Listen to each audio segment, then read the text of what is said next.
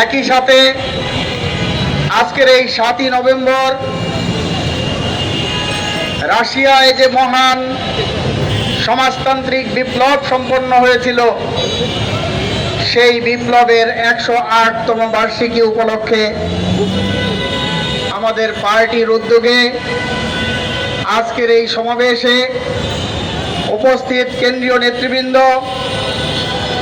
আমাদের মঞ্চের পাশে উপস্থিত আছেন আমাদের মহান পার্টি বাসদের প্রতিষ্ঠাতা আহ্বায়ক, সাবেক সাধারণ সম্পাদক, বর্তমান উপদেষ্টা বীর মুক্তিযোদ্ধা কমরেড খালেকুজ্জামান, উপস্থিত বিভিন্ন স্তরের শ্রমজীবী মেহনতি শোষিত জনতার একাংশ, ছাত্র নারী সহ সর্বস্তরের জনতা, সবাইকে পার্টির এই প্রতিষ্ঠাবার্ষিকীর দিনে আপনাদেরকে জানাই বিপ্লবী শুভেচ্ছা ও রক্তিম অভিনন্দন।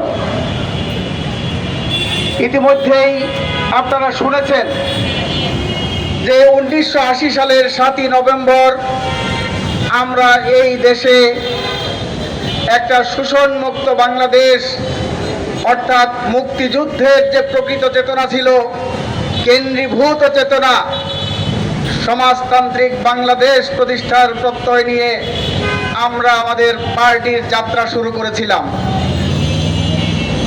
প্রতিষ্ঠা লগ্ন থেকেই আভ্যন্তরীণ এবং বাহ্যিক নানা ঘাত প্রতিঘাত মোকাবেলা করে আমরা আজকের এই পর্যায়ে এসে দাঁড়িয়েছি। আপনারা শুনেছেন আজকে যখন আমরা এই 45তম প্রতিষ্ঠাবার্ষিকীর এই সমাবেশে মিলিত হয়েছি, তখন বাংলাদেশে এক ক্রান্তিকাল অতিক্রম করছে। এক ভয়াবহ সংকটের আবর্তে বাংলাদেশ নিমজ্জিত। অর্থনীতি, রাজনীতি, সংস্কৃতি সহ সমাজ জীবনের প্রতিটি ক্ষেত্রে আজকে ভয়াবহ সংকট বিরাজ করছে। মানুষের জীবন জীবিকা, বেঁচে থাকার অধিকার আজকে সীমিত হয়ে আসছে।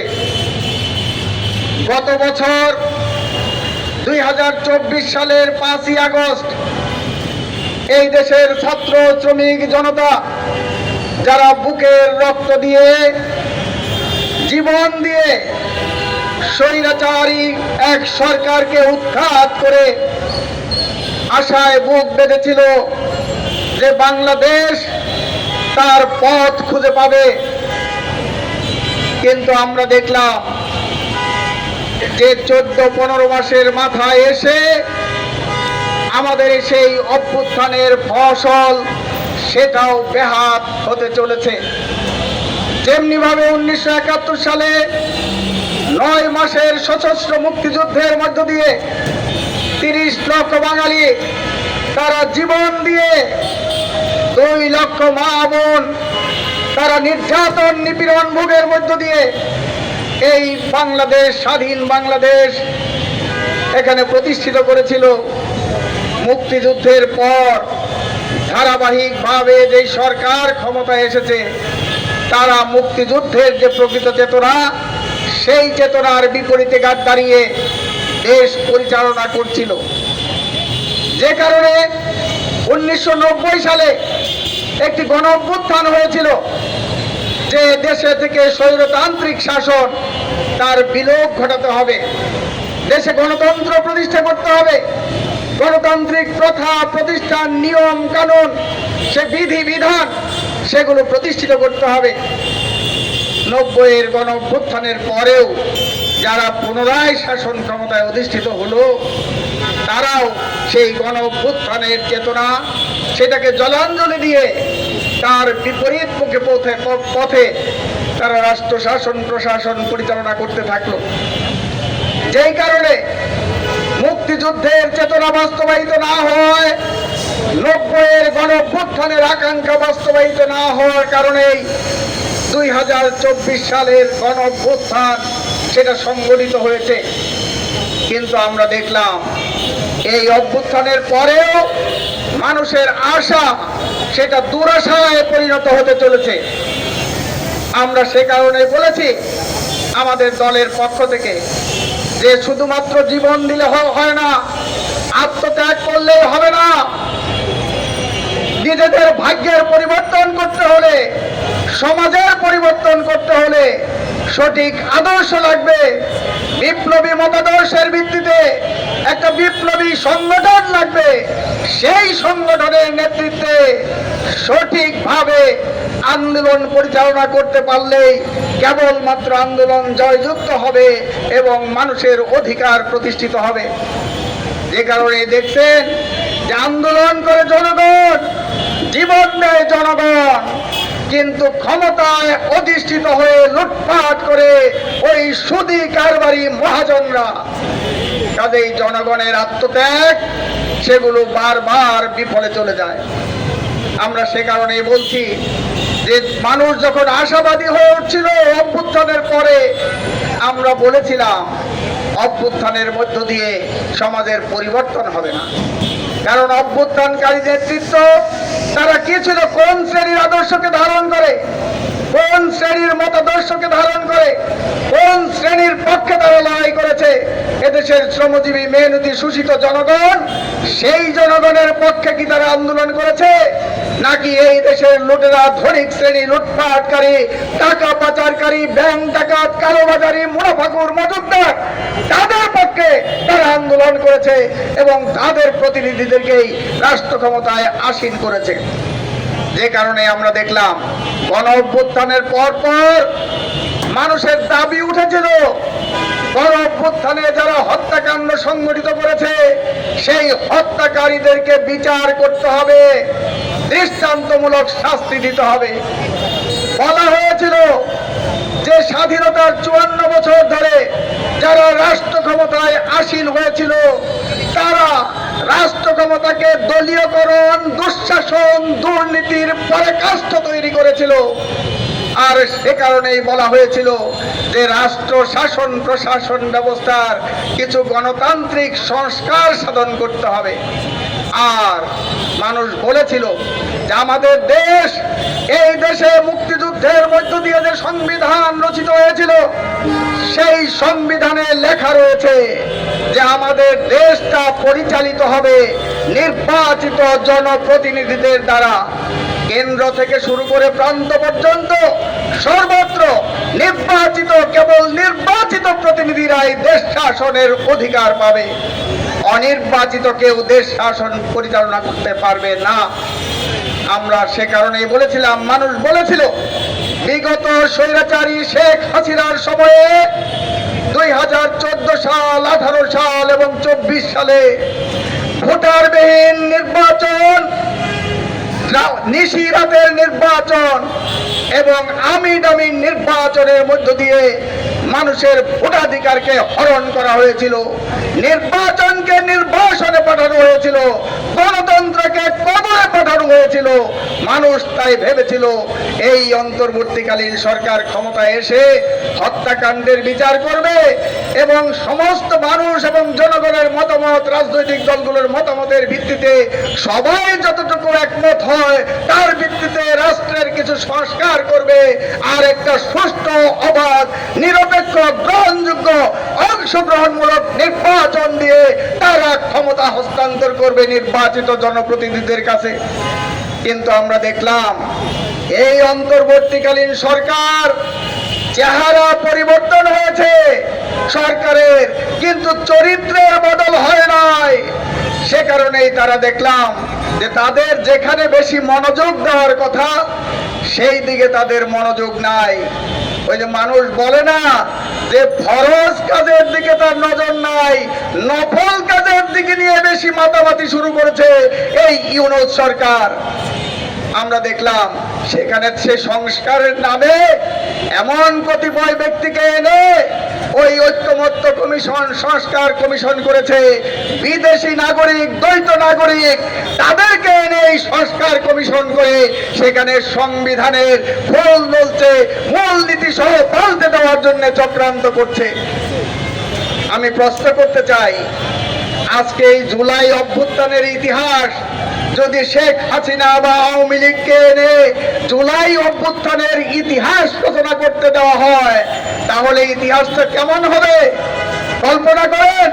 তেমনি ভাবে 1971 সালে যারা স্বাধীনতা যুদ্ধের বিরোধিতা করেছিল, ওই রাজাকার আল-বদর সাহস বাহিনী করে আমাদের মা বোনকে নির্যাতন করেছে, 30 লক্ষ মানুষকে হত্যার জন্য, যারা গণহত্যার জন্য দায়ী, তাদেরকে যদি আজকে বাংলাদেশের সংবিধানের সংস্কার করতে দেন, সংবিধান লিখতে দেন, তাহলে কি ধরনের ইতিহাস লেখা হবে, সংবিধান লেখা হবে। আজকে এই অন্তর্বর্তীকালীন ইউনুস সরকার ওই স্বাধীনতা বিরোধী যারা মুক্তিযুদ্ধের বিরোধিতা করেছিল, তাদের মদদে, তাদের পরামর্শে আজকে সংবিধান পাল্টে দিতে চায়। বাংলাদেশে মুক্তিযুদ্ধের মধ্য দিয়ে যে রাষ্ট্রীয় চার মূলনীতি ছিল, গণতন্ত্র, সমাজতন্ত্র, ধর্মনিরপেক্ষতা, জাতীয়তাবাদ, তাকে পাল্টে দিয়ে, বদলে দিয়ে নতুন করে সংবিধান লেখার তারা পায়তারা করছে। বাংলাদেশের জনগণ আপনাদের এই খেয়াল সেটা মেনে নেবে না, আপনাদের এই আশা সেটা দুরাশায় পরিণত হবে। সংগ্রামী বন্ধুগণ, এখানেই থেমে থাকে নাই। আজকে এই ইউনুস সরকার, অন্তর্বর্তীকালীন সরকার, যারা ওই গণ অভ্যুত্থানের ছাত্র নেতারা ছিল, তারা কথায় কথায় স্লোগান দেয় যে দিল্লি না ঢাকা, ঢাকা ঢাকা। কিন্তু এই অন্তর্বর্তীকালীন সরকারের 14 মাসে তারা ভারতের সাথে যেই সমস্ত চুক্তি ছিল, সেই চুক্তি জনসম্মুখে প্রকাশ করে নাই। আদানির সাথে চুক্তি, রামপাল বিদ্যুৎ কেন্দ্রের চুক্তি, এরকম অসংখ্য চুক্তি যেগুলো জাতীয় স্বার্থ বিরোধী, জনস্বার্থ বিরোধী, সেগুলো পর্যালোচনা করে সেই চুক্তি বাতিল করার জন্য তারা সিদ্ধান্ত গ্রহণ করে নাই। অথচ ভারত বিরোধিতা, মুখে মুখে ভারত বিরোধিতা করছে। সংগ্রামী বন্ধুগণ, শেখ হাসিনা বলেছিল যে ভারতকে আমি যা দিয়েছি চিরদিন ভারত তা স্মরণ রাখবে। আর বর্তমানে অন্তর্বর্তীকালীন সরকার ক্ষমতায় এসে মার্কিন যুক্তরাষ্ট্র এবং ইউরোপীয় ইউনিয়ন তাদের স্বার্থে নানা দেশ বিরোধীদের চক্রান্ত, সেই চক্রান্ত তারা শুরু করেছে। একটা অন্তর্বর্তীকালীন সরকার, সেটা একটা তত্ত্বাবধায়ক সরকারের মতো, সেই সরকার জাতীয় এবং জনগুরুত্বপূর্ণ কোন সিদ্ধান্ত নেওয়ার এখতিয়ার এই সরকারের নাই। অথচ আমরা দেখলাম এই সরকার বাংলাদেশের অর্থনীতির লাইফলাইন, ওই চট্টগ্রাম বন্দর, সেটা বিদেশি কোম্পানিকে ইজারা দেওয়ার জন্য পায়তারা করছে। শোনা যাচ্ছে তারা ঘোষণা করেছে আগামী ডিসেম্বরে তারা ওই বন্দর বিদেশি কোম্পানির কাছে হস্তান্তর করবে। একটা আওয়াজ তুলেছিল ওই মার্কিন যুক্তরাষ্ট্রের স্বার্থে মায়ানমারে তারা মানবিক করিডোর প্রদান করবে। জনমতের চাপে এখন তারা সেটা স্থগিত রেখেছে, বাতিল এখনো করে নাই। গত 23শে সেপ্টেম্বর এই অন্তর্বর্তীকালীন সরকারের উপদেষ্টারা তারা এখানে সিদ্ধান্ত নিয়েছে বাংলাদেশের প্রয়োজনটা কি, সেখানে তারা এখানে ডিফেন্স ইপিজেড করবে, অর্থাৎ প্রতিরক্ষা ইকোনমিক জোন তারা করবে। সেখানে অস্ত্র তৈরি করে তারা অস্ত্র নাকি বিদেশে রপ্তানি করবে। এই ধরনের সিদ্ধান্ত নিয়ে ওই তুরস্কের সাথে অস্ত্র কারখানা এখানে তারা অনুমোদন দেওয়ার জন্য পায়তারা করছে। ইতিমধ্যে বাংলাদেশের আকাশ নিরাপত্তা সেটা ওই মার্কিন কোম্পানি স্টারলিংকের হাতে ছেড়ে দিয়েছে, যাতে করে আমাদের দেশের স্বাধীনতা, সার্বভৌমত্ব এবং নিরাপত্তা মারাত্মক হুমকির মুখে পড়বে। আমরা সে কারণে বলতে চাই, অন্তর্বর্তীকালীন সরকার আপনি অনেক করেছেন। 15 মাসে দেশের আইন শৃঙ্খলা পরিস্থিতি সেটা নিয়ন্ত্রণ করতে পারেন নাই, দ্রব্যমূল্য নিয়ন্ত্রণ করতে পারেন নাই, মানুষের জীবন জীবিকা নিরাপত্তা সেগুলো নিশ্চিত করতে পারেন নাই। কাজেই আপনার আর বেশি কসরত করতে হবে না, কষ্ট করতে হবে না। আপনি বাংলাদেশের জনগণকে এই মুহূর্তে ক্ষমা করে দেন। আপনি একটা দ্রুত নির্বাচনের তফসিল ঘোষণা করে একটা সুষ্ঠু গ্রহণযোগ্য নির্বাচন দিয়ে মান সম্মান নিয়ে আপনি ক্ষমতা থেকে বিদায় হন।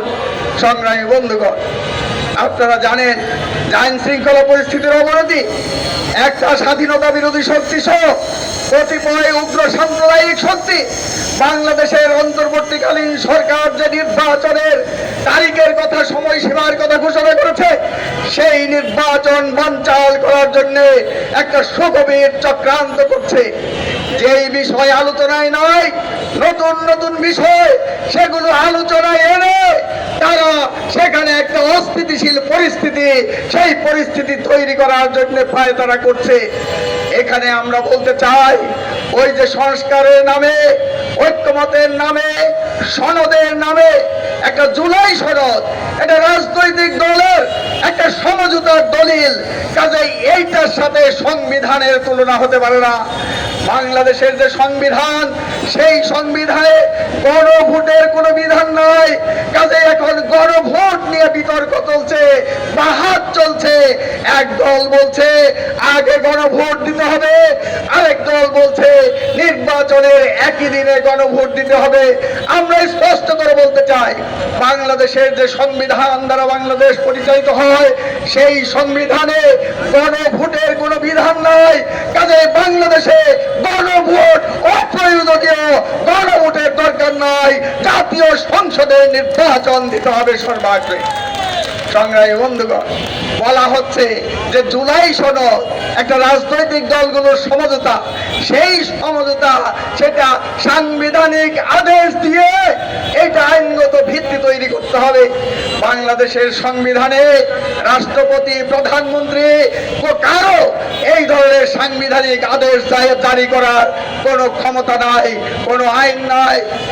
সাংবিধানিক আদেশ তখনই জারি করতে পারে যখন দেশে কোনো সংবিধান থাকে না। দেশের সংবিধান সামরিক শাসন বলে স্থগিত করা হয়, বাতিল করা হয়, তখন যখন একটা সাংবিধানিক শূন্যতা থাকে, সেই মুহূর্তে একটা সাংবিধানিক আদেশ বা প্রক্লেমেশন সেগুলো জারি করতে পারে। কিন্তু বাংলাদেশের এই অন্তর্বর্তীকালীন সরকার সংবিধান মেনে, সংবিধানের 106 অনুচ্ছেদ বলে রাষ্ট্রপতির কাছে সংবিধান রক্ষা করা, মেনে চলার শপথ দিয়ে তারা উপদেষ্টা হয়েছে। কাজেই আমরা বলতে চাই, এই ধরনের কাজ করতে গিয়ে আপনারা এমন কোনো কাজ করবেন না যেই কাজের পরে আপনারা ক্ষমতা ছাড়ার পর আপনাদেরকে আদালতের কাঠগড়ায় দাঁড়াতে হয়। সেই ধরনের কোনো কাজ আপনারা করবেন না। সংগ্রামী বন্ধুগণ, আমরা বাংলাদেশের সমাজতান্ত্রিক দল বাসদের পক্ষ থেকে বলতে চাই যে আমরা এই রুশ বিপ্লব বার্ষিকীর দিনে আমাদের পার্টির প্রতিষ্ঠা করেছিলাম। আমরা বলেছিলাম রুশ সমাজতান্ত্রিক বিপ্লবের মধ্য দিয়ে লেনিনের নেতৃত্বে বলশেভিক পার্টি রাশিয়ায় যে বিপ্লব করেছিল, সেই বিপ্লবের মধ্য দিয়ে পৃথিবীর বুকে এমন একটা রাষ্ট্র এবং সমাজ প্রতিষ্ঠা করেছিল, যেই সমাজ মানুষের যে মৌলিক মানবিক যে অধিকার, গণতান্ত্রিক অধিকার, সেই অধিকার প্রতিষ্ঠা করতে পেরেছিল। সেখানে ইতিহাস, বিজ্ঞান, শিক্ষা, সংস্কৃতি, দর্শন, খেলাধুলা, মহাকাশ গবেষণা থেকে শুরু করে সমস্ত কিছুই অভাবনীয় উন্নতি এবং অগ্রগতি সাধন করেছিল, যেখানে উন্নত দেশগুলোকে পেছনে ফেলে সেখানে চলে গিয়েছিল। সংগ্রামী বন্ধুগণ, সেই বিপ্লবের 15 বছরের মাথায় রাশিয়ায় মহামতি স্টালিনের নেতৃত্বে, লেনিনের সুযোগ্য ছাত্র স্টালিনের নেতৃত্বে সেখানে ঘোষণা করেছিল সোভিয়েত ইউনিয়নে কোনো বেকার নাই, কোনো ভিক্ষুক নাই, কোনো পতিতাবৃত্তি নাই। এবং যখন অর্থনৈতিক মন্দা চলছিল বিশ্বযুদ্ধকালে, তখন রাশিয়ায় সেখানে পঞ্চবার্ষিকী পরিকল্পনার মধ্য দিয়ে অর্থনীতির উন্নতি এবং অগ্রগতির যে ধারাবাহিকতা অব্যাহত গতিতে সেটাই সেই উন্নতি ঘটছিল।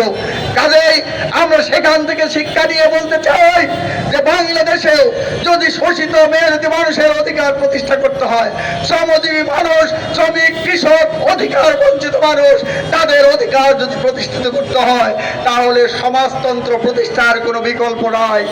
আমরা সে কারণে বলছি যে আজকে এই অন্তর্বর্তীকালীন সরকার এখানে সকল মানুষের ন্যায়সঙ্গত অধিকার, সেই অধিকারগুলোকে হরণ করছে। যে ইজি বাইক রিক্সা, ব্যাটারি রিক্সা সংগ্রাম পরিষদের নেতারা যখন তারা একটা নীতিমালার ভিত্তিতে সঠিক নীতিমালা প্রণয়ন করে তাদেরকে লাইসেন্স প্রণয়ন এবং অনুমতি প্রদান করার জন্য দাবিতে আন্দোলন করছিল, সেই আন্দোলনের দাবি সেটা না মেনে বিগত সরকার মানেনি, এই অন্তর্বর্তীকালীন সরকারও 15 মাসে তাদের দাবি না মেনে বিভিন্ন জায়গায় শ্রমিকদের উপর নির্যাতন করছে, হামলা করছে, গ্রেপ্তার মামলা হয়রানি করে তাদেরকে হয়রানিমূলক মামলায় গ্রেপ্তার করছে। এখনো সিলেটে বেলাল, মঞ্জু, সৈকত, রনি সহ 15 জন বাসদের শ্রমিক ফ্রন্টের নেতা কর্মীরা তারা জেলে আটক রয়েছে। সিপিবির নেতা কর্মীরা সেখানে জেলে আটক রয়েছে। বাংলাদেশের সমাজতান্ত্রিক দল, বাসদের বিভিন্ন গণসংগঠনের নেতা কর্মীরা তারা এই অন্তর্বর্তীকালীন সরকারের সময়ও যেখানে মানুষের দাবি ছিল বাক স্বাধীনতা, কথা বলার স্বাধীনতা চাই আমরা, এই গণঅভ্যুত্থানের আকাঙ্ক্ষা এবং চেতনা ছিল, সেখানে কথা বলা, বাক স্বাধীনতার দাবি করার জন্য ওই শ্রমিকদেরকে ওই কুখ্যাত যে বিশেষ ক্ষমতা আইন, সেই বিশেষ ক্ষমতা আইনে আটক আদেশ দিয়ে তাদের নামে মামলা দিয়েছিল। এই ধরনের হয়রানিমূলক মিথ্যা মামলায় বাসদের চট্টগ্রাম, নারায়ণগঞ্জ, সিলেট সহ সারা দেশে হয়রানি করছে। আজকে যখন আমরা এখানে সমাবেশ করছি প্রতিষ্ঠা বার্ষিকীর, তখন বরিশালে ওখানে একটা অপসো স্যালাইন, সেই স্যালাইন কোম্পানির 570 জন শ্রমিককে একসাথে তাদেরকে ছাঁটাই করেছে, কারখানা বন্ধ ঘোষণা করেছে। সংগ্রামী বন্ধুগণ, তারা আজকে লঙ্গর খেলা করে টাকা তারা মানবেতর ভাবে জীবনযাপন করছে এবং সেখানকার তাদের সন্তান সন্ততিরা যারা স্কুলে পড়ে, তারা কলেজে পড়ে, তারা সন্তান সন্ততিরা তারা থালা বাসন নিয়ে ভোকা মিছিল করছে। এই ধরনের পরিস্থিতি আজকে বিরাজ করছে। সে কারণে আমরা বলতে চাই, এই অন্তর্বর্তীকালীন সরকার, অনির্বাচিত সরকার যত বেশি দিন ক্ষমতায় থাকবে দেশের সংকট তত বাড়তে থাকবে। কাজেই সে কারণে আমরা মনে করি দ্রুত একটা জাতীয় সংসদের নির্বাচনের তফসিল ঘোষণা করুন, নির্বাচিত জনপ্রতিনিধিদের কাছে ক্ষমতা হস্তান্তর করুন, নির্বাচনের পরিবেশ তৈরি করুন, আইন শৃঙ্খলা রক্ষার দিক থেকে সচেষ্ট রাখুন। সংগ্রামী বন্ধুগণ, সেই কথা বলে আবারও বাসদের 45তম প্রতিষ্ঠা